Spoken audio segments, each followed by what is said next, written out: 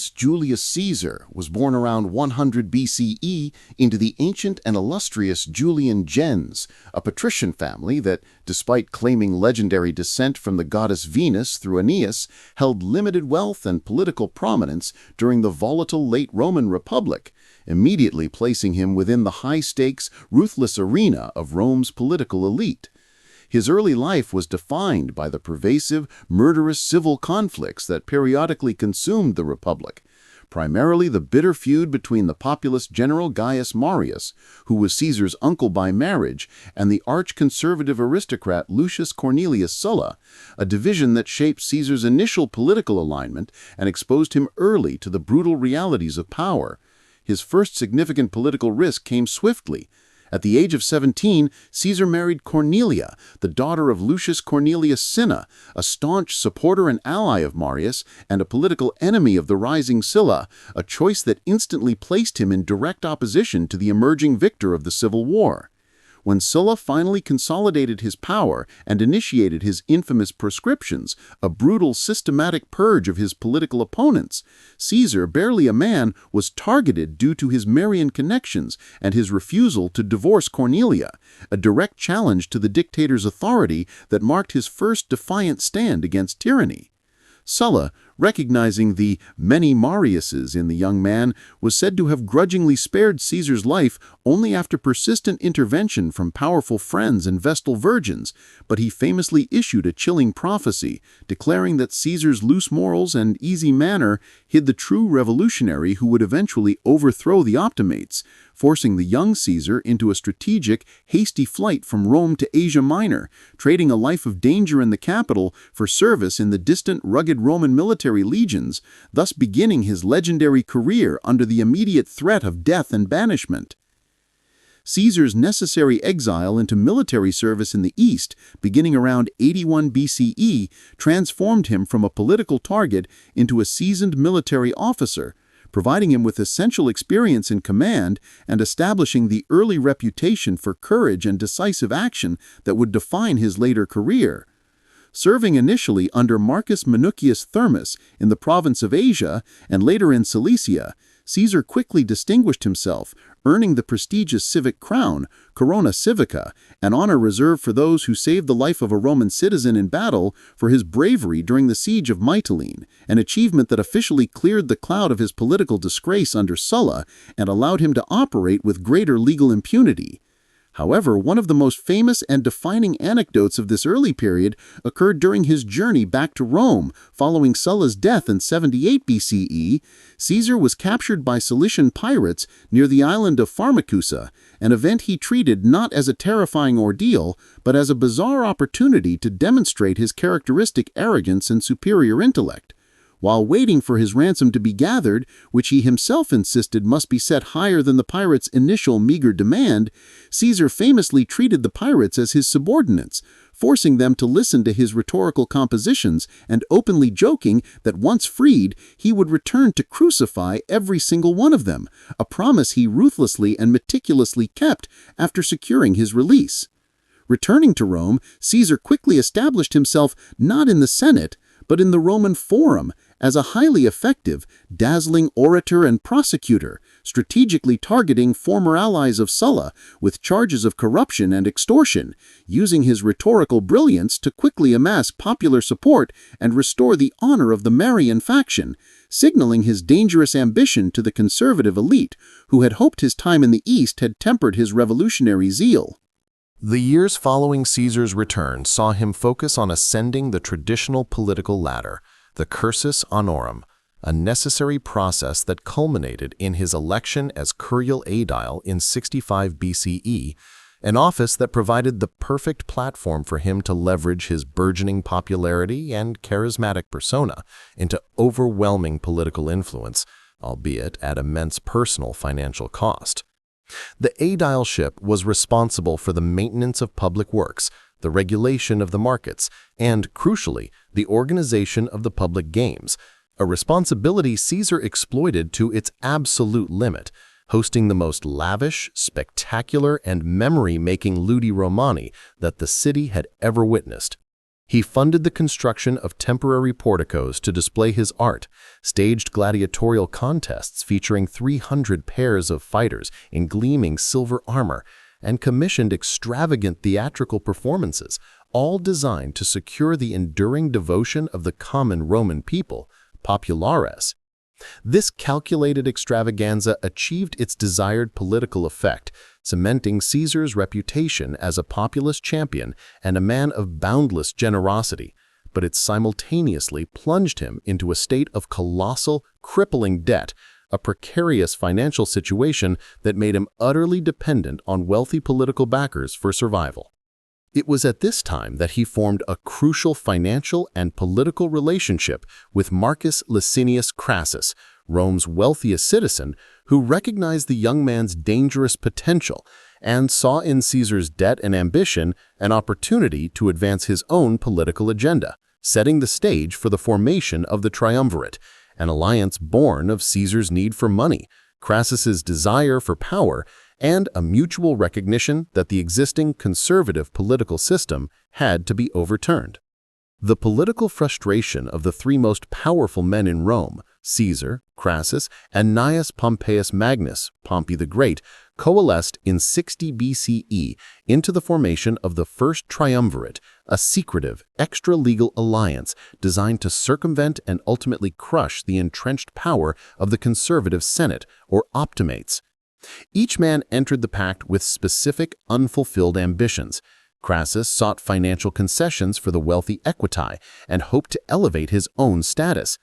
Pompey demanded the Senate ratify his highly successful eastern settlements and provide land for his disbanded, loyal veteran legions, both requests the Senate stubbornly denied. And Caesar, deeply in debt but politically ascendant, needed the triumvirate's immense financial backing and military influence to secure the consulship, the highest office in the Republic. The pact was sealed with a clear commitment to mutual support. No political action or law advantageous to one member would be vetoed or opposed by the other two, effectively giving them complete control over the Republic's governmental machinery, as no legislation could pass without their joint approval. This clandestine agreement was initially concealed from the public, but the true nature of their dominance was brutally revealed during Caesar's consulship in 59 BCE. Faced with senatorial obstruction to his land bill for Pompey's veterans, Caesar openly defied the Senate, using the threat of Pompey's soldiers and the power of the popular assembly to ram his legislation through, even physically driving his co-consul, Marcus Calpurnius Bibulus, from the forum. This audacious act demonstrated that the triumvirate was not a coalition of equals, but a mechanism for the unilateral exercise of power, officially dissolving the conservative constitutional authority and setting Caesar on the path toward his great military command. Following his tumultuous consulship, Caesar secured his massive, career-defining command, obtaining the governorships of Cisalpine Gaul, Illyricum, and, most crucially, Transalpine Gaul, an appointment that granted him an unprecedentedly large army and the legal immunity necessary to escape immediate prosecution for his illegal actions during his consulship. His primary focus immediately became the vast, complex, and politically fragmented territory of Gaul, modern France and parts of Belgium, where his 9-year campaign, beginning in 58 BCE, would transform him from a debt-ridden politician into the most powerful and feared general the Republic had ever produced, simultaneously forging his legendary legions into an unbreakable fighting force. The initial catalyst for the war was the planned migration of the Helvetii tribe, which Caesar used as a pretext to intervene militarily, quickly establishing a pattern of swift, decisive, and often brutal intervention that led to the conquest of tribal lands far beyond Rome's existing boundaries.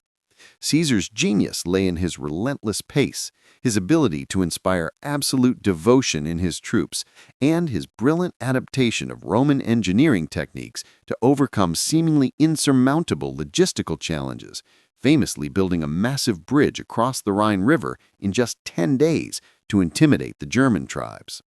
His conquest was marked by both spectacular victories, such as the initial defeat of the Helvetii, and the subsequent triumph over the German chief Ariovistus, and by shocking acts of massive human slaughter and enslavement, ensuring that the wealth and glory flowing from Gaul not only paid off his immense political debts, but also secured his political survival through the unshakable loyalty of his now veteran army and the widespread admiration of the Roman populace. A critical, often overlooked aspect of Caesar's success during the Gallic campaigns was his astute understanding of public relations and propaganda, mastered through the continuous, self-authored publication of his war narratives, the Commentari de Bello Gallico, commentaries on the Gallic War, which he regularly dispatched to Rome. These commentaries were more than simple military reports. They were works of brilliant, persuasive political prose, written in clear, seemingly objective third person, detailing his military operations with meticulous accuracy, while simultaneously serving as a highly effective, continuous justification for his massive, unauthorized expansion of Roman power and territory. Caesar skillfully manipulated the narrative, consistently portraying his campaigns as purely defensive responses to tribal aggression, subtly exaggerating the bravery of his troops, emphasizing the barbarism of the Gallic opposition, particularly the Germans and the Britons, and minimizing the immense brutality and resource extraction that fueled his conquest. The commentaries ensured that while he was geographically absent from Rome, his political presence remained dominant. They provided the Roman populace with a continuous stream of glory, exotic geography, and validation of Roman imperial destiny, effectively neutralizing the Senate's constant attempts to undermine him by demonstrating that he alone was securing the future and wealth of the Republic. This literary output established Caesar as one of history's first great masters of strategic self-promotion, successfully shaping his image for posterity as the indispensable, inevitable hero of Rome. Caesar's insatiable ambition and his relentless search for new glory led him to launch two unprecedented military expeditions across the English Channel: the invasions of Britain in 55 and 54 BCE, feats of logistical audacity that further cemented his reputation for boundless courage and tactical genius, though the tangible results were less decisive than his conquests on the continent. The first invasion in 55 BCE was primarily a reconnaissance mission intended to punish the British tribes for aiding the Gauls and to secure knowledge of the remote, mysterious island. It met with fierce resistance, terrible weather, and logistical disaster, forcing Caesar to execute a quick, uneasy retreat after securing nominal submission and hostages. The second, more substantial invasion in 54 BCE involved a massive force of 5 legions, which successfully defeated the British resistance led by the chieftain Cassivellaunus and advanced deep into the interior, securing tribute and more comprehensive military intelligence. However, despite the momentary submission of the tribes and the political glory the achievement provided in Rome, Caesar ultimately recognized the logistical impracticality of a permanent, costly occupation, and he withdrew his forces, leaving no lasting garrisons. Crucially, the invasions achieved their primary political purpose. They dazzled the Roman public with a daring, successful venture into the unknown corners of the world, bolstering Caesar's public image as a second Alexander the Great and proving that no geographical boundary was safe from his legionary power, thereby increasing the envy and alarm of his political rivals who watched his unchecked power grow from afar. The increasing tensions and political jealousies within the First Triumvirate necessitated its renewal, culminating in the highly secretive but politically monumental conference at Lucca in 56 BCE, a meeting that temporarily reaffirmed the alliance but failed to address the fundamental instability caused by Caesar's growing martial glory. At Lucca, the three men agreed to a political roadmap. Caesar's governorship of Gaul would be extended for another 5 years. Crassus and Pompey would secure a second joint consulship in 55 BCE, and following their consulship, Crassus would receive the governorship of Syria, a command that promised immense wealth through war with Parthia, while Pompey would receive the governorship of Spain, which he could manage in absentia from Rome. This agreement temporarily restored unity and ensured the triumvirate's continued dominance over the Senate.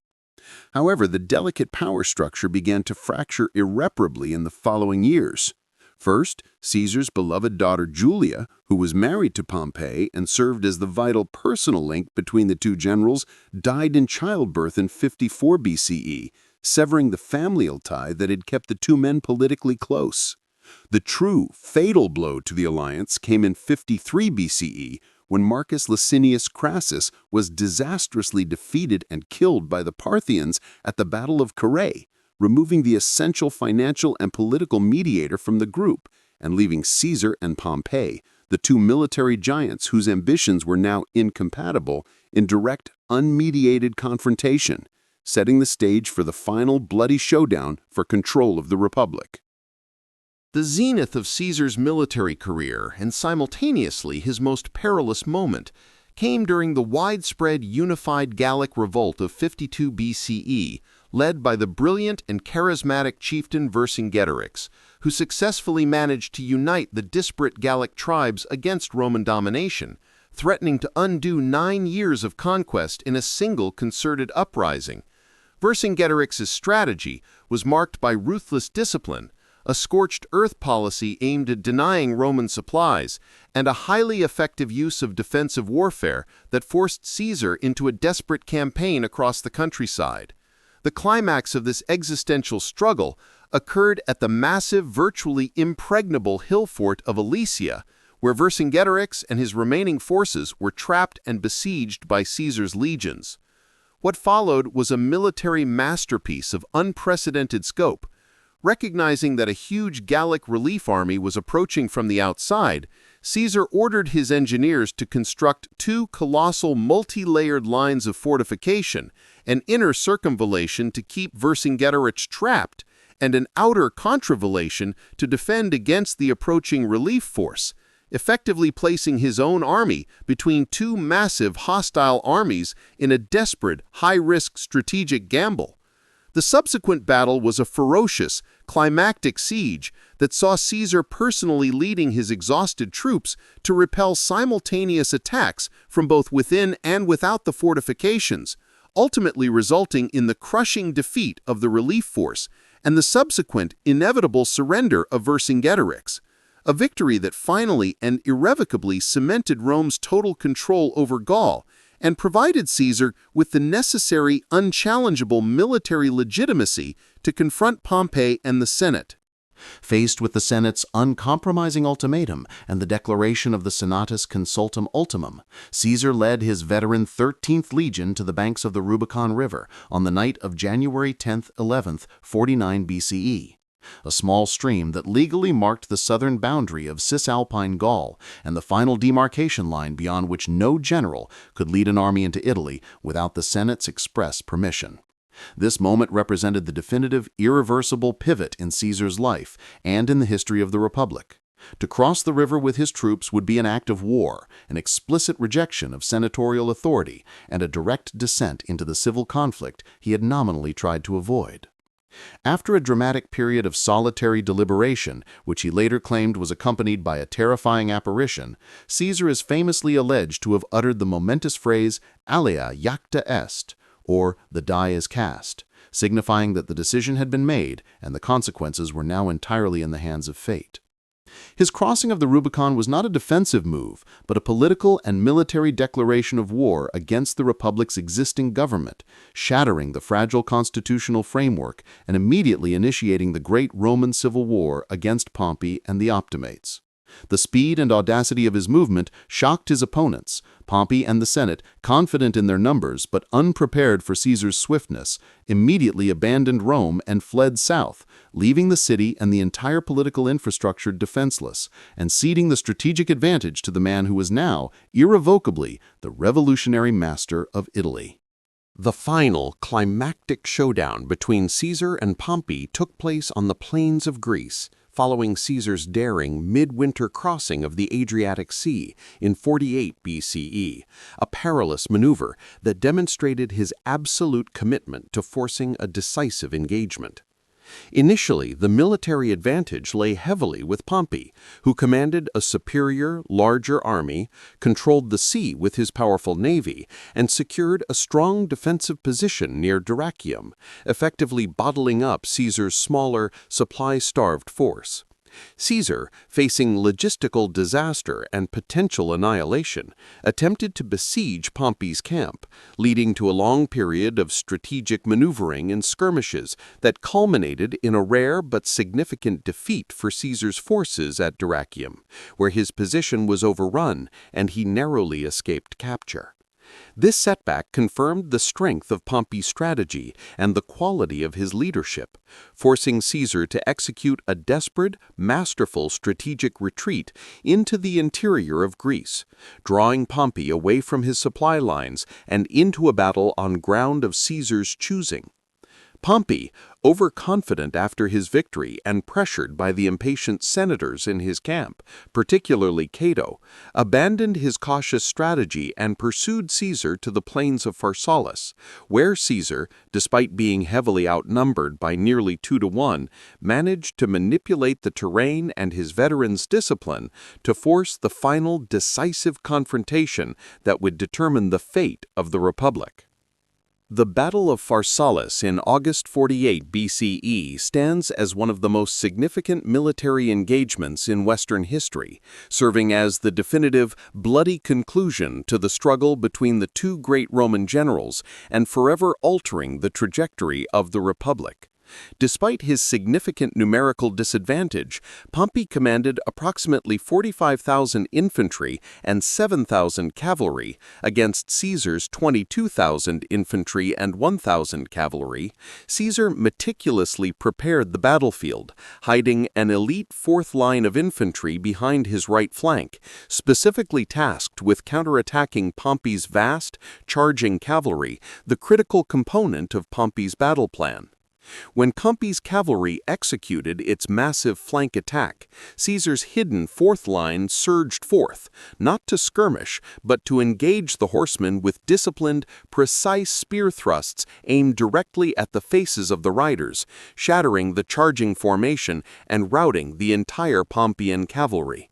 With his cavalry gone, Pompey's exposed left flank was instantly enveloped by Caesar's victorious legions, leading to a devastating collapse of the entire Pompeian army. Pompey, witnessing the catastrophic rout of his forces, fled the battlefield, abandoning his legions and the senatorial camp in a desperate attempt to seek refuge in Egypt, while Caesar, demonstrating his customary clementia toward his captured Roman troops, secured the victory that made him the undisputed master of the Roman world. The final act of the tragedy occurred shortly thereafter. Upon landing in Egypt, Pompey was immediately assassinated on the orders of the young King Ptolemy XIII, who hoped to win Caesar's favor by presenting him with the head of his great rival, a gruesome gift that Caesar famously received not with joy, but with profound sorrow and disgust, ordering the swift execution of the assassins. Caesar's pursuit of Pompeii led him unexpectedly into the complex, volatile dynastic struggles of the Ptolemaic kingdom in Egypt, resulting in the Alexandrian War and his legendary, politically fateful entanglement with Cleopatra VII. Arriving in Alexandria, Caesar quickly found himself isolated and under siege by the forces of Ptolemy XIII, Cleopatra's younger brother and co-ruler, who had orchestrated Pompey's murder. The situation became a desperate fight for survival, forcing Caesar, with only a small contingent of troops, to defend himself within the royal palace and the harbor, famously leading to the burning of the Alexandrian library. It was during this siege that Cleopatra, desperate to secure Caesar's political backing against her brother, was famously smuggled into his chambers, rolled in a rug or a linen sack, an act that initiated one of history's most famous and consequential romantic and political alliances. With the arrival of Roman reinforcements, Caesar crushed the forces of Ptolemy XIII, solidifying Cleopatra's rule as a Roman client queen and extending his own influence over the immensely wealthy Egyptian kingdom, a vital source of grain for Rome. The alliance soon resulted in the birth of a son, Ptolemy Caesar, nicknamed Caesarion or Little Caesar, whose existence represented an unprecedented fusion of Roman and Hellenistic royal power, confirming that Caesar's ambition now extended far beyond the traditional boundaries of the Roman Republic and into the realm of Hellenistic monarchical dynasty, further alarming the conservative elements back in Rome. Following the Alexandrian War, Caesar spent the next 2 years ruthlessly suppressing the remaining pockets of Pompeian resistance that had reorganized in various parts of the Mediterranean, engaging in a series of swift, decisive campaigns that finally brought the entire Roman world under his undisputed control. His first campaign was against Pharnacius II of Pontus, the son of Mithridates, who had seized the opportunity of the Roman Civil War to challenge Rome's authority in Asia Minor. Caesar defeated Pharnacius swiftly and comprehensively at the Battle of Zela in 47 BCE, a victory so rapid and complete that it famously inspired his 3-word dispatch to Rome, Veni, Vidi, Vici, I came, I saw, I conquered, a perfect piece of propaganda that highlighted his unparalleled efficiency. He then immediately turned his attention to North Africa, where the staunch Republicans, led by Cato the Younger and Metellus Scipio, had amassed a massive, formidable army, including Numidian cavalry and war elephants. Caesar decisively defeated this force at the Battle of Phasis in 46 BCE, a rout that led to the suicide of Cato, who refused to live in a world ruled by a king, transforming Cato into a celebrated martyr for the lost cause of the Republic. The final resistance was crushed in Spain at the Battle of Munda in 45 BCE, a desperately fought and difficult victory against Pompey's sons, Gnaeus and Sextus, which Caesar considered one of the hardest-fought battles of his career. These campaigns, though costly in life, secured total peace across the Roman domains for the first time in years, paving the way for his sole, unprecedented dominance over the Republic's governance. Returning to Rome as the undisputed victor of the Civil War, Caesar was bestowed with a succession of unprecedented titles and honors that systematically dismantled the republican system, culminating in his acceptance of the title Dictator Perpetuo, dictator in perpetuity, in 44 BCE, effectively making him the unchallengeable, permanent monarch of the Roman world, although he studiously avoided the title of king. Immediately, Caesar initiated a massive, ambitious program of revolutionary reforms aimed at addressing the deep-seated political, social, and economic pathologies that had plagued the late Republic, proving that his ultimate goal was not just power, but the comprehensive reorganization of the state. He initiated massive public works programs to provide employment for the urban poor. He dramatically restructured the immense backlog of debt to prevent widespread economic collapse. And most famously, he instituted the Julian calendar, which, with minor adjustments, remains the calendar used globally today, replacing the chaotic, astronomically unsound Republican calendar with one based on sound solar calculations, demonstrating his commitment to rational governance.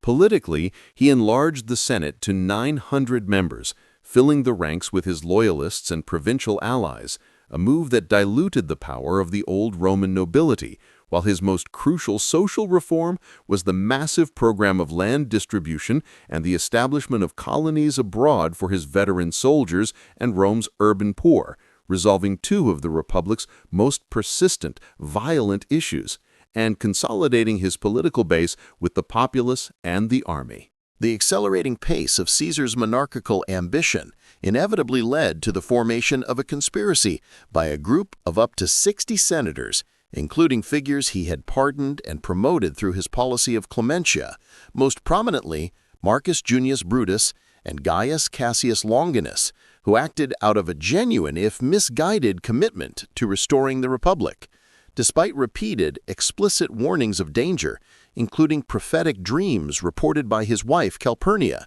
and the famous seer who warned him of the Ides of March, Caesar, displaying the same supreme confidence that had led him across the Rubicon, dismissed his bodyguard and proceeded to the Senate meeting held in the theater of Pompeii on March 15, 44 BCE. The assassination was a chaotic, brutal event, surrounded by the conspirators, who feigned a petition before drawing their concealed daggers. Caesar initially fought back, but upon allegedly recognizing his protege, Brutus, among the attackers, he resigned himself to his fate, famously pulling his toga over his head, He suffered 23 stab wounds before collapsing at the foot of the statue of his great rival Pompey, a tragic, symbolic tableau that marked the end of his life and the violent failure of the conspirators' plan. The assassins, having completed their bloody deed, immediately rushed into the forum expecting to be hailed as heroes and tyrannicides, only to be met by terrified silence, confusion, and fear from the Roman populace, a reaction that instantly confirmed their profound misjudgment of the political situation and set the stage not for the restoration of the Republic, but for the final, bloody phase of the civil wars. The assassination of Julius Caesar on the Ides of March, intended by the conspirators to restore the Republic, paradoxically served only to plunge Rome into a final, irreversible period of civil conflict, ultimately leading directly to the establishment of the empire he had only dreamed of. The conspirators, having eliminated the dictator, failed completely to eliminate his loyalists or seize control of the state machinery, allowing Caesar's closest ally and co-consul, Mark Antony, to immediately step into the political vacuum. Antony's brilliant, impassioned, and strategically manipulated funeral oration in the Roman Forum, where he dramatically displayed Caesar's blood-soaked toga and publicly read Caesar's will, ignited the fury of the Roman populace, transforming the populace's initial confusion into a vengeful mob that burned the assassins' houses and confirmed the end of the Republican ideal. Caesar's will revealed two crucial, shattering details. First, that he had bequeathed his immense wealth and gardens to the Roman people, securing their lasting public devotion. And second, that he had named his 18-year-old great-nephew, Gaius Octavius, later Augustus, as his primary adopted son and heir, instantly propelling the young man from obscurity into the center of the Roman political and military struggle. This final, posthumous act by Caesar split his vast legacy between Antony and Octavian, forcing them into a complex, unstable alliance that would eventually crush the assassins at the Battle of Philippi and then turn on each other, ultimately ensuring that Caesar's death did not revive the Republic, but rather solidified the absolute power structure that would evolve into the glorious, authoritarian Roman Empire. The life and death of Julius Caesar culminated in his lasting transformation from a controversial dictator into a revered founding deity of the Roman imperial structure, a process initiated by his adopted heir, Octavian Augustus. Following the defeat of the assassins, Octavian orchestrated Caesar's official apotheosis. A comet that appeared shortly after Caesar's death was enthusiastically interpreted as the manifestation of his soul rising to heaven, leading to his formal deification as Divus Julius, or the Divine Julius, the first Roman to achieve this status by decree of the Senate. This act established a new, potent form of political legitimacy for the subsequent emperors, as every emperor of the Julio-Claudian dynasty could claim descent from a god. Caesar's military achievements, the conquest of Gaul, the two crossings of the Rhine, and the invasion of Britain became the unparalleled military standard against which all future generals were measured. His name itself, Caesar, evolved from a simple family designation into a universal, synonymous title for the supreme ruler. For example, Kaiser in German and Tsar in Slavic languages, permanently fusing his personal identity with the concept of absolute imperial authority. This enduring legacy ensured that even in death, Caesar's influence over Rome remained absolute. He provided the empire with its foundational myth of divine rule, its ultimate political blueprint for absolute governance, and the powerful, enduring name that would symbolize the pinnacle of Roman power for centuries to come, confirming that he was, in effect, the founder of the empire in everything but name. Beyond his military and political genius, Julius Caesar possessed formidable intellectual and literary prowess that was highly respected even by his most bitter contemporary critics, placing him among the most educated and cultured men of his age. He was renowned for his skill as an orator, a mastery forged during his early career as a prosecutor and later refined to sway both the common Roman assembly and the sophisticated Senate. Cicero, Rome's greatest orator, noted Caesar's stylistic brilliance, recognizing his Latin as pure, elegant, and concise, characterized by an almost ruthless clarity. This intellectual discipline extended to his written work, most notably his commentaries, which served as masterpieces of both literature and political strategy. Furthermore, Caesar was deeply involved in other intellectual pursuits, including his seminal work on the reform of the calendar, a task requiring deep astronomical and mathematical knowledge, and his efforts to categorize Roman law. It is also reported that he engaged in philosophical study and possessed a remarkable memory. This dedication to the intellectual life provided a crucial depth to his persona. He was not merely a soldier of ambition, but a man of profound learning who believed that rational, scientific, and literary mastery was as necessary for good governance as military might, confirming that his revolutionary reforms were the product of a powerful, disciplined intellect committed to solving the systemic problems of the Republic through rational planning, rather than through simple force alone.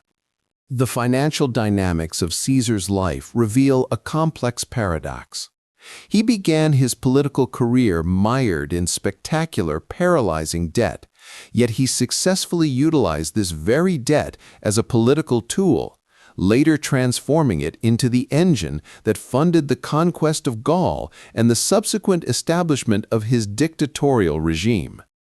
His early extravagance during the aedileship was a calculated investment, securing immense popular favor that was worth the debt, which was consistently covered by powerful backers like Crassus, who understood that Caesar's political success would eventually yield vast returns. The true financial turning point came with the Gallic Wars, which transformed his personal debt into the boundless wealth of an empire. The massive influx of gold, silver, and war indemnities extracted from the conquered Gallic tribes did more than pay off his creditors. It enabled him to personally fund his legions, dispense massive financial bonuses and land to his soldiers, and engage in the enormous bribery necessary to maintain his political dominance in Rome while he was absent. This control over finance was the ultimate source of his power, allowing him to operate independently of the Senate's control over the treasury, area reum.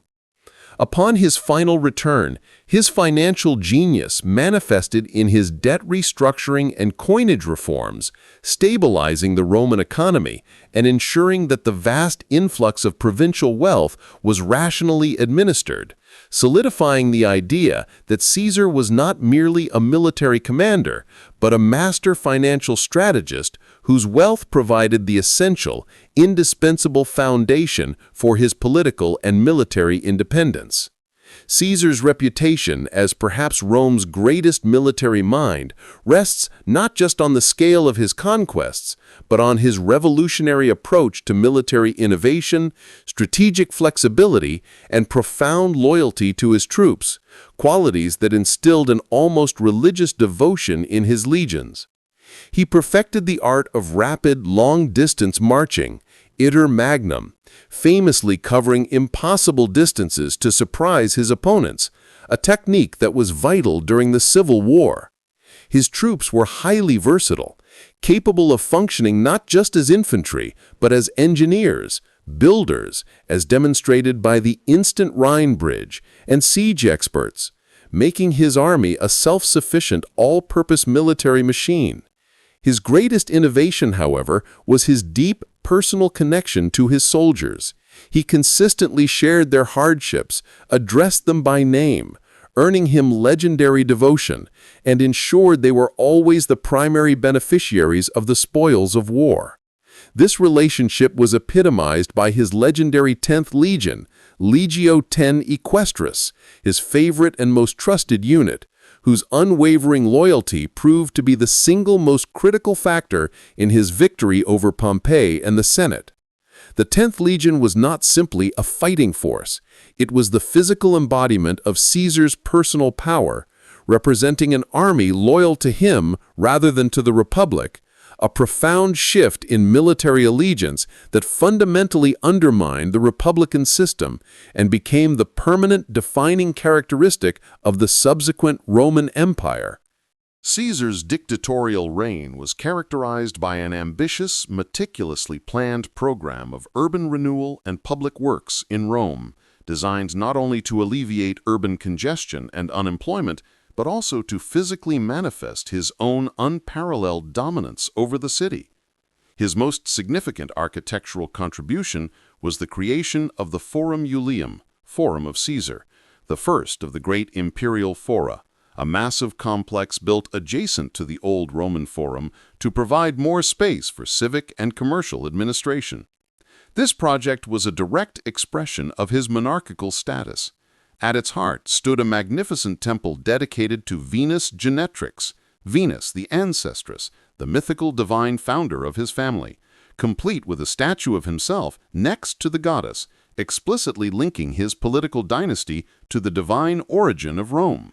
Furthermore, he initiated plans for the diversion of the Tiber River, the construction of a vast public library, and the rebuilding of the Comitium, the assembly space, all projects intended to modernize and beautify the chaotic capital. These immense building projects served a dual purpose. They provided crucial employment for thousands of Roman citizens, securing his populous base, and they physically transformed the cityscape into a reflection of his enduring power, ensuring that every citizen, every day, walked through monuments that attested to the boundless authority and generosity of the dictator Perpetuo. Caesar's success was fundamentally built upon his extraordinary personal charm, charisma, and his innate mastery of the Roman system of client relationships, clientela, which he leveraged into an unshakable political power base that transcended traditional factional loyalty. Unlike the aloof, austere aristocrats of the optimates, Caesar cultivated a reputation for being accessible, generous, and possessing a captivating wit and energy, qualities that endeared him deeply to the common soldiers and the Roman plebs. He understood the transactional nature of Roman politics better than anyone. He meticulously remembered names, distributed patronage, and never failed to reward loyalty, thereby building an immense personal network of clients who owed their positions, wealth, and very survival directly to him. His famed policy of clementia, mercy, toward his defeated political opponents during the Civil War was, in this sense, a massive, calculated expansion of his client base. By sparing the lives of men like Brutus and Cassius, he theoretically placed them under an overwhelming debt of gratitude and obligation, hoping to bind them to his cause through an unbreakable moral chain. Although this strategy tragically failed with the conspirators, his systematic cultivation of clientela across all levels of Roman society, from the poorest urban voter to the highest-ranking general, ensured that his power was not merely military or legal, but deeply social, resting on the profound personal devotion of thousands of individuals who saw him as their only guarantor of prosperity and security. One of Caesar's most radical and far-reaching reforms, one that most profoundly challenged the traditional Roman elite, was his revolutionary approach to Roman citizenship, which he systematically extended to loyal individuals and entire communities outside of Italy, fundamentally redefining the relationship between Rome and its vast provinces. He granted full citizenship to all inhabitants of Cisalpine Gaul, northern Italy, the region that had served as the crucial recruitment ground for his most loyal legions, thus fulfilling a long-standing political promise and integrating this vital territory into the political heart of the state. More controversially, he began the practice of granting citizenship to individuals in other provinces, particularly in Spain and Gaul, who had shown him exemplary loyalty or possessed specific skills useful to the state. And he packed the Senate with these new men, novi homines, from provincial and equestrian backgrounds, diluting the centuries-old political monopoly of the Roman noble families. This policy was a brilliant political move that massively broadened his political base beyond the volatile Roman electorate, securing the loyalty of the provinces and laying the essential, inclusive legal groundwork for the eventual stable structure of the Roman Empire, which relied on the integration of provincials into the Roman identity. However, this same policy fueled his conspiracy against him. To the staunch conservatives, this extension of the most sacred Roman privilege to barbarians was an unforgivable act of political profanity that further justified their perception of Caesar as a dangerous, anti-republican revolutionary. Caesar's return to Rome following his final victories was marked by a series of unprecedented, magnificent triumphs in 46 BCE, 4 separate days dedicated to celebrating his military victories over Gaul, Egypt, Pontus, and Africa. Massive spectacles of wealth and glorification designed to solidify his absolute dominance in the Roman imagination and provide a public spectacle of imperial might. The centerpiece of these triumphs was the immense procession through the streets of Rome, featuring staggering displays of captured gold, exotic animals, artistic treasures seized from conquered territories, and thousands of captured prisoners, serving as a brutal, visceral reminder of his martial supremacy. Most famously, the spectacle included the display of Vercingetorix, the captured Gallic chieftain, who was publicly paraded in chains before being ritually executed at the end of the Gallic triumph, a brutal, deliberate act intended to demonstrate the utter finality of Rome's conquest. These events were political masterstrokes that visually articulated his status as the imperator, commander, of the world, overwhelming the senses of the populace and neutralizing political dissent through a sheer display of wealth and unchallengeable power. The lavishness of the games and feasts that followed the triumphs, including the distribution of enormous cash bonuses and land grants to his veterans, ensured that the memory of Caesar's glory was permanently etched into the consciousness of every Roman citizen, confirming that he was the singular source of Rome's prosperity and military might. Caesar's economic policies during his dictatorship were designed with a clear populist agenda aimed at alleviating the distress of the Roman plebs, stabilizing the volatile economy, and securing his enduring political base, fundamentally challenging the entrenched wealth of the optimates. Recognizing that immense private debt and urban poverty were critical sources of political instability, Caesar enacted radical debt relief measures, including appointing commissions to value debtors' estates and forcing creditors to accept assets at pre-war values, providing vital relief to the struggling classes without causing the complete collapse of the financial system. His most celebrated social program was the reduction of the monthly grain dole rolls from 320,000 citizens to a manageable 150,000, not by eliminating the benefit, but by meticulously auditing the recipients and relocating thousands of poor citizens to newly founded colonies throughout the Mediterranean, thereby simultaneously relieving urban congestion and providing land to the landless. This massive, systematic redistribution of land and resources, funded by the wealth plundered from Gaul and the confiscations of his enemies, solidified the loyalty of the populace and the veterans, demonstrating that Caesar's vision for Rome's future was inextricably linked to the prosperity and stability of the common citizen, earning him the lasting devotion that protected his memory long after his death. The institutional relationship between Caesar, as dictator perpetuo, and the Roman Senate was characterized by mutual suspicion, the Senate's performative submission, and Caesar's thinly veiled contempt for the incompetence of the traditional ruling class, a dynamic that ensured the survival of the Senate as an advisory body, even as its power was utterly neutralized. Caesar viewed the Senate as the primary cause of the Republic's decline, a collection of self-serving, feuding aristocrats incapable of imperial administration, and though he allowed the body to meet and debate, he systematically ensured that its decrees were irrelevant to the actual governance of the state. His practice of filling the Senate with provincial loyalists and granting its members petty honors was a deliberate act of dilution and political patronage, undermining its traditional homogeneity and prestige, famously quipping that the body was only consulted for the sake of appearances.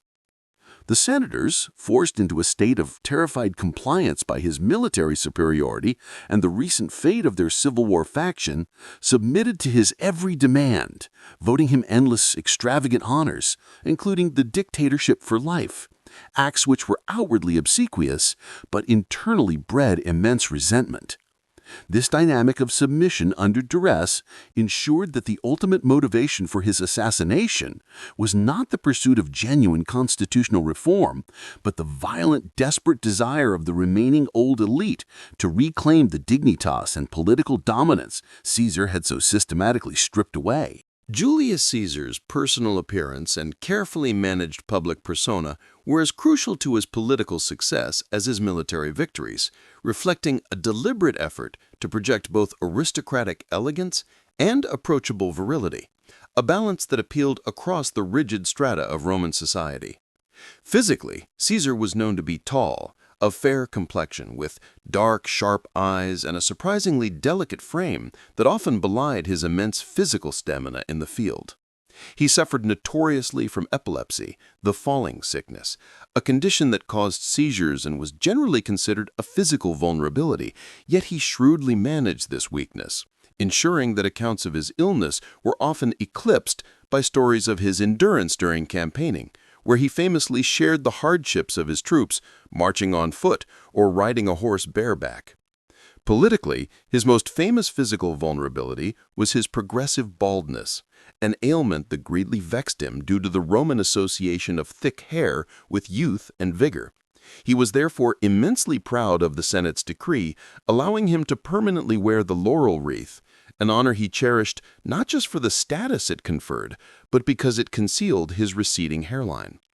His dress was equally precise. He favored a loose-fitting toga with distinctively long sleeves and wore a belt tied loosely, a style that was often derided by conservative critics like Cicero as effeminate and suspiciously unconventional, but which served to distinguish him from the stiffly traditional Senate, contributing to his image as a man who defied convention and stood apart from the old, corrupt order.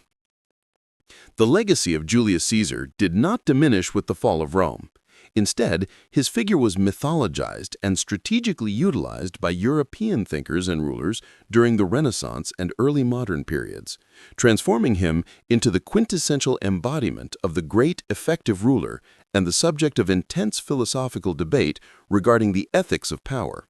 Writers like Niccolò Machiavelli, in his treatise The Prince, held Caesar up as a masterful example of a leader who effectively navigated complexity, seized opportunity, and understood that political virtue often required pragmatic ruthlessness, using Caesar's life as a foundational case study for the necessary acquisition and maintenance of centralized state power. Perhaps his most enduring modern depiction, however, came from William Shakespeare's play Julius Caesar, which cemented the dramatic, tragic narrative of the Ides of March in the Western consciousness, focusing on the themes of tyranny, honor, and betrayal, and turning Marcus Junius Brutus into the eternal symbol of the conflicted republican ideal, even as the play ironically demonstrates that Caesar's death was ultimately futile. Furthermore, his name became synonymous with sovereign authority, adopted by the German emperors, Kaiser, and the Russian emperors, Tsar, confirming that the semantic power of Caesar transcended linguistic and political boundaries to signify the highest, most absolute form of temporal rule. This continued reverence and adaptation across centuries ensured that Caesar became the central historical figure used to debate the fundamental tension between liberty and security, reinforcing his role as an eternal archetype of imperial ambition and political genius. Caesar, the legal scholar and the codification of Roman law. Beyond his military and political achievements, Caesar dedicated significant intellectual energy to the reform and codification of the complex, often chaotic, body of Roman law, recognizing that a unified empire required a unified, rational legal system to function effectively. Roman law at the end of the Republic was a confusing amalgamation of statutes, precedents, and magisterial edicts, often contradictory and inaccessible to the average citizen, a situation Caesar viewed as detrimental to good governance.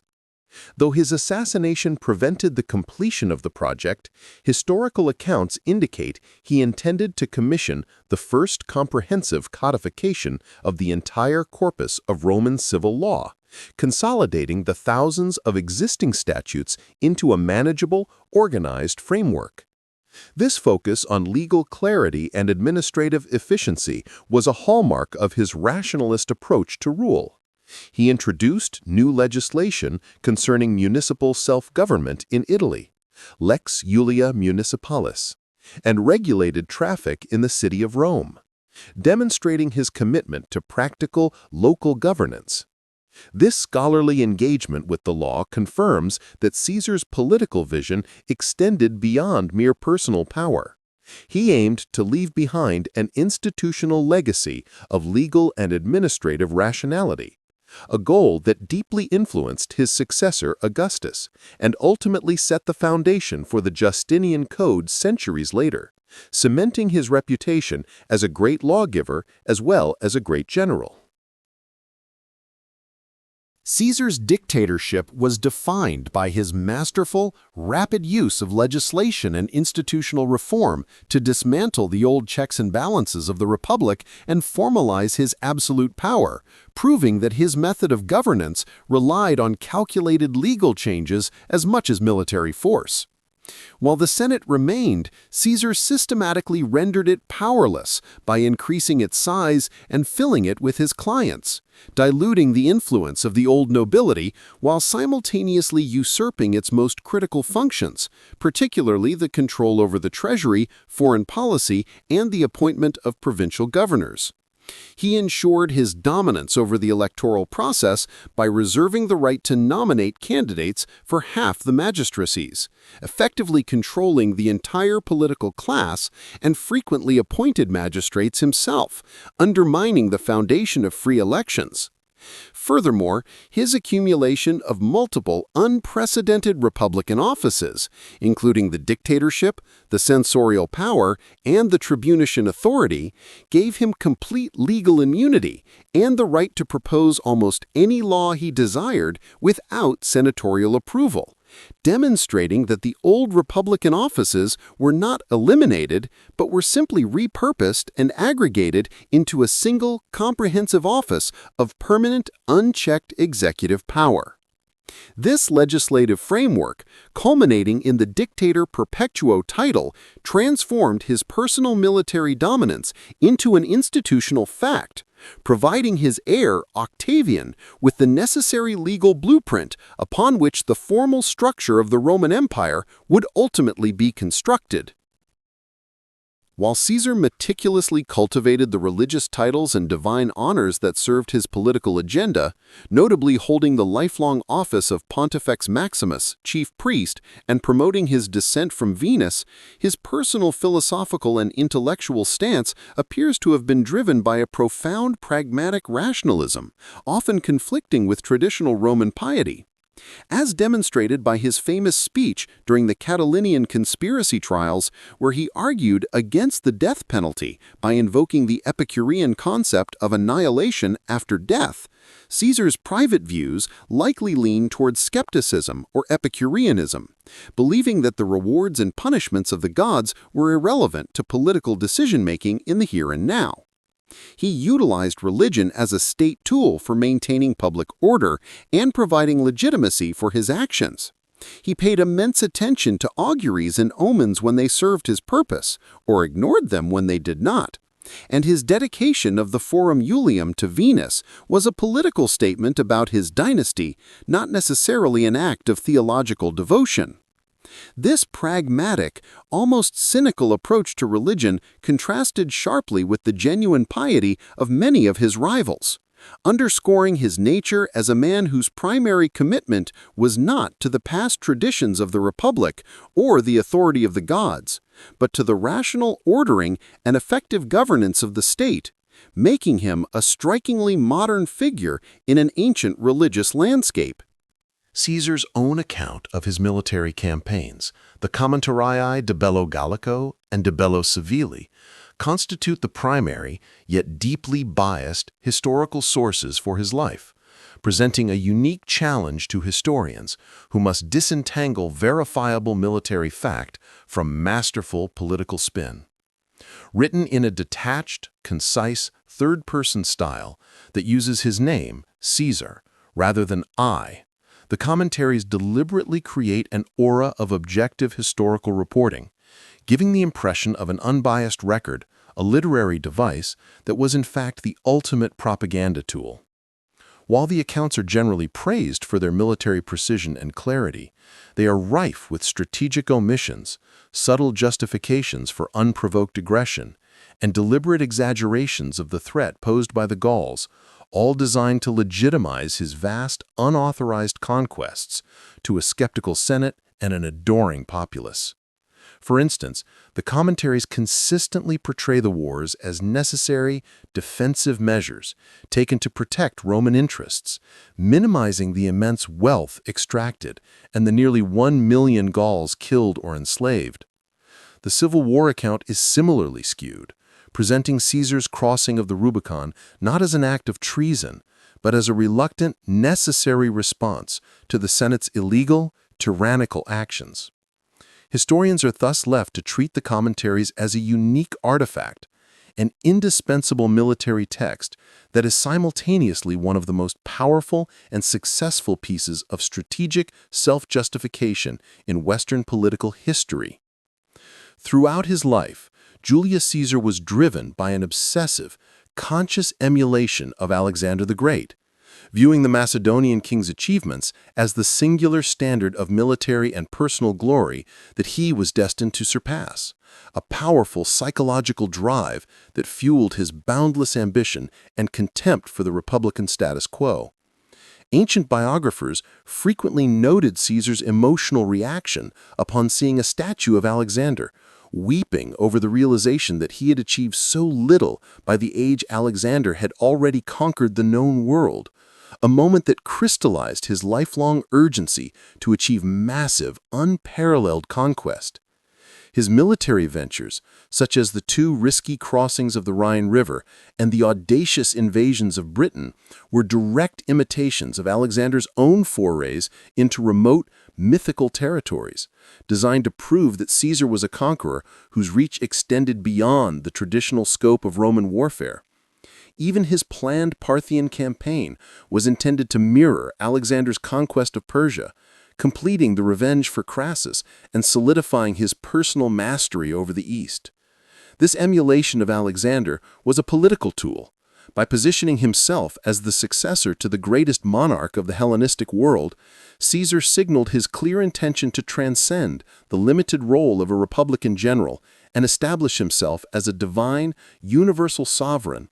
a pretense that confirmed to his enemies that he was actively pursuing kingship in the most explicit, un-Roman sense.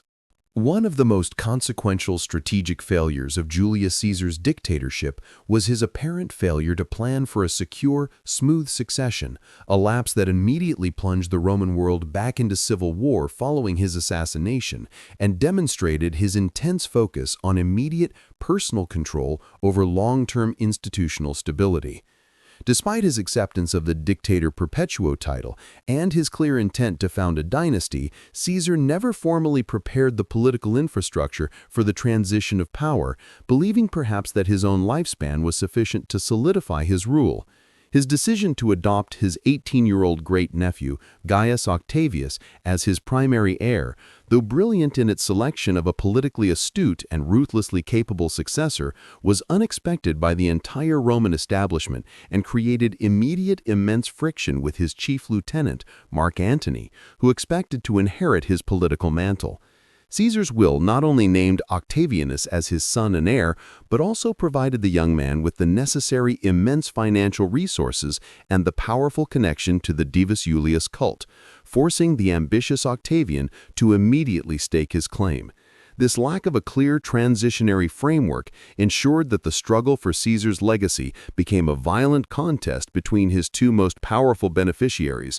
ironically leading to the very political instability that Caesar had desperately sought to eliminate through his rule. but ultimately resulting in the establishment of the stable empire through the triumph of his chosen heir, Augustus. Despite his notorious romantic liaisons and the sensational nature of his relationship with Cleopatra, Julius Caesar's family life was fundamentally integrated with his political career, adhering to the Roman aristocratic tradition where marriage served as a crucial tool for securing alliances, stabilizing factions, and advancing ambition rather than purely personal affection.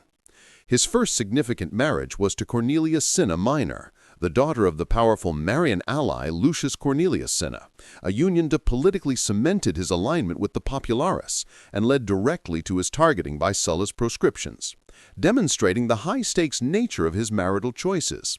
Her death in 69 BCE prompted a rare public funeral oration that earned him popular credit and demonstrated his devotion.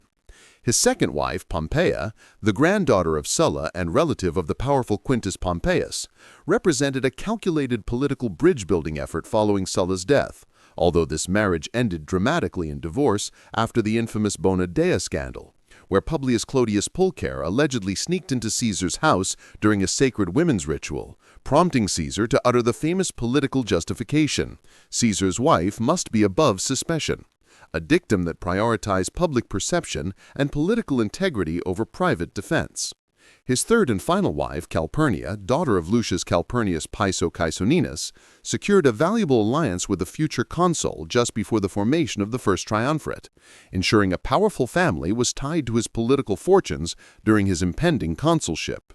Crucially, his only legitimate child, his daughter Julia, was married to Pompey the Great, a union that served as the indispensable personal and familial linchpin of the triumvirate, confirming that Caesar's personal life was entirely subordinated to his relentless pursuit of political dominance, making Julius' subsequent death a tragedy that was both deeply personal and fatally political for the entire structure of the Roman world.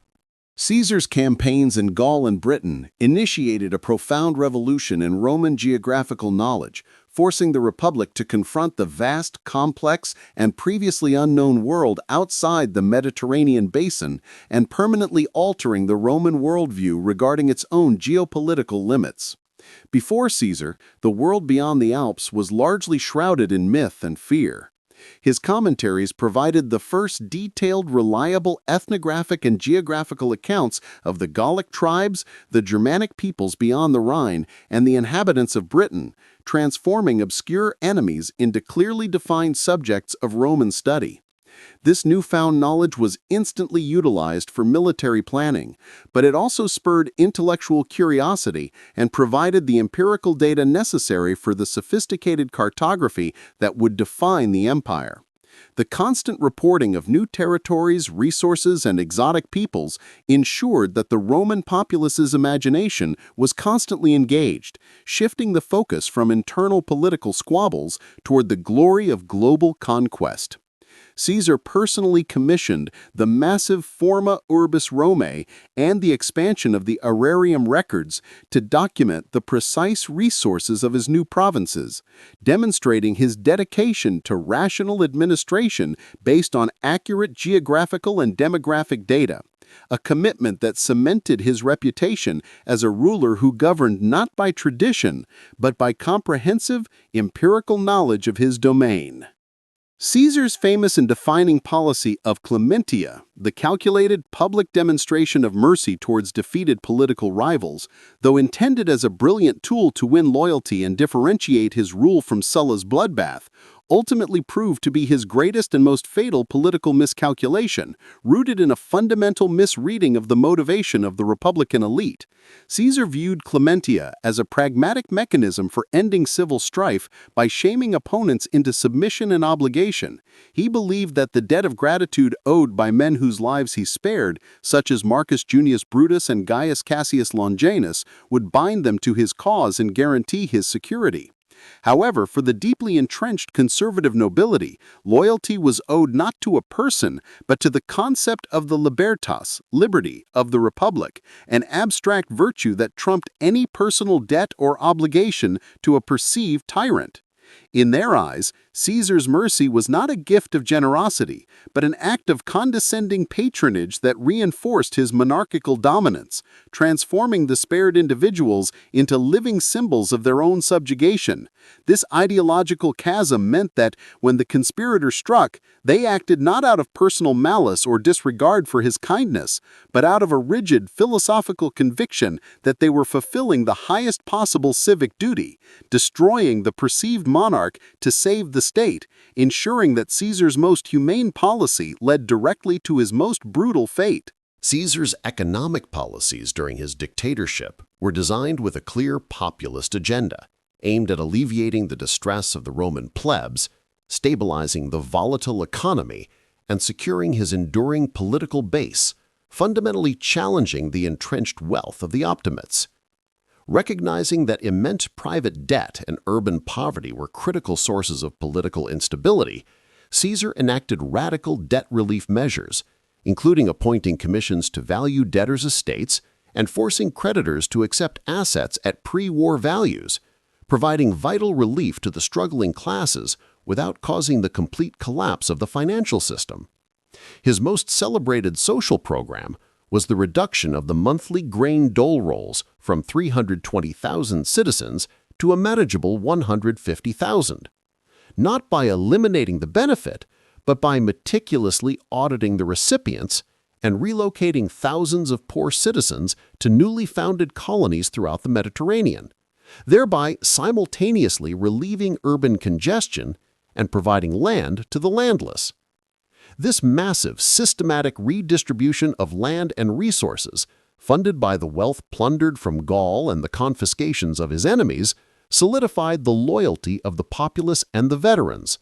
demonstrating that Caesar's vision for Rome's future was inextricably linked to the prosperity and stability of the common citizen, earning him the lasting devotion that protected his memory long after his death.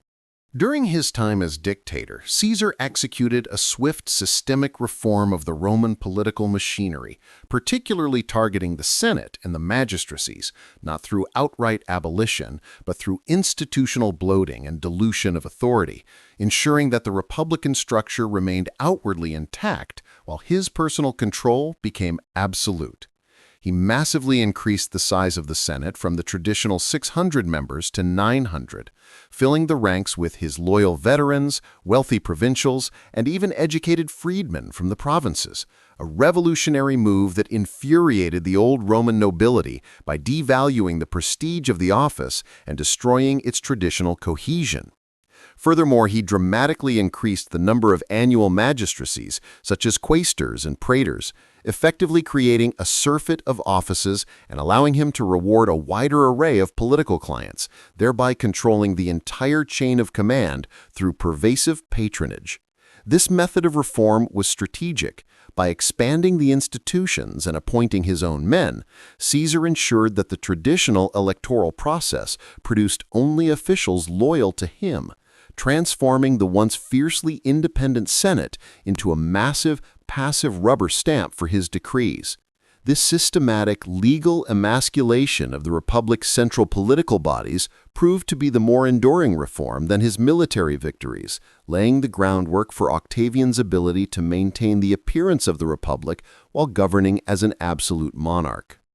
Among Caesar's many grand, uncompleted projects that showcased his intellectual ambition was his meticulously planned vision for the creation of a massive, state-funded public library in Rome, an effort that underscored his deep commitment to intellectual life and the centralized use of knowledge for the benefit of the state.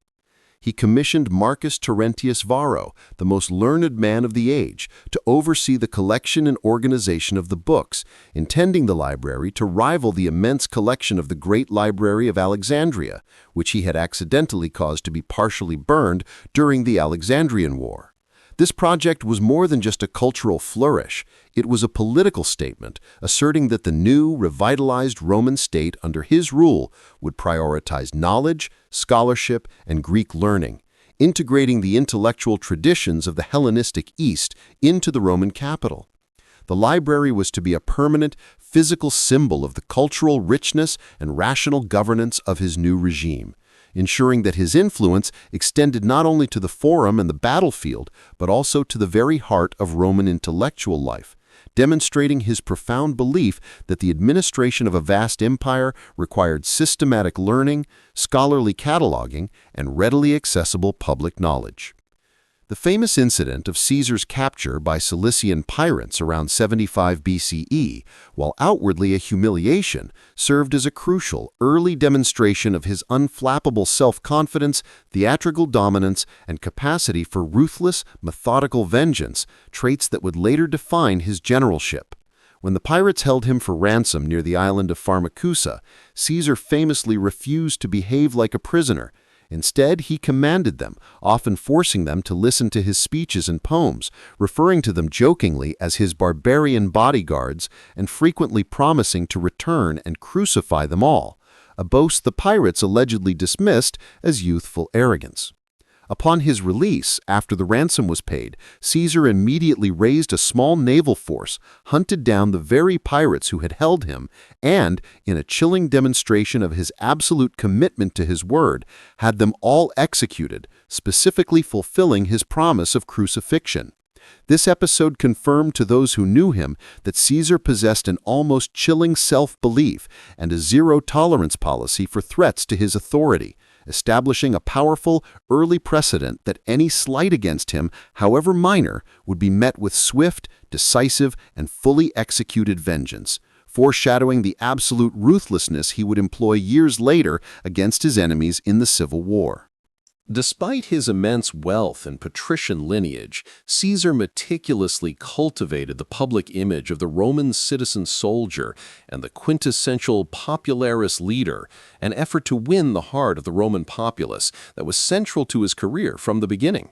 His decision to identify with the Marian faction during Sulla's purge, his lavish games as aedile, and his massive land and grain distributions as dictator were all calculated attempts to prove his commitment to the welfare of the common Roman against the self-interest of the nobility.